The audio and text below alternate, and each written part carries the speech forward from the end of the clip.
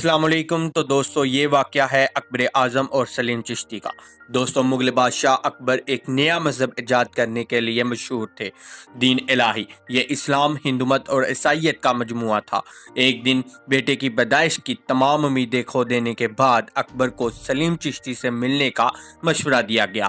وہ سیکری میں چشتی کے گھر آیا کہ اس سے تخت کے مرد وارث کے لیے خدا کی بارگاہ میں دعا کروائی جائے۔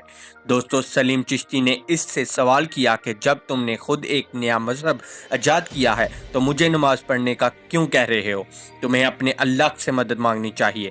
شہنشاہ نے سلیم چشتی کا بہت احترام کرتے ہوئے ان سے معافی مانگی اور واپسی پر سلیم چشتی نے اکبر کو برکت دی اور جلد ہی ان کے ہاں 3 بیٹوں میں سے پہلا بیٹا پیدا ہوا۔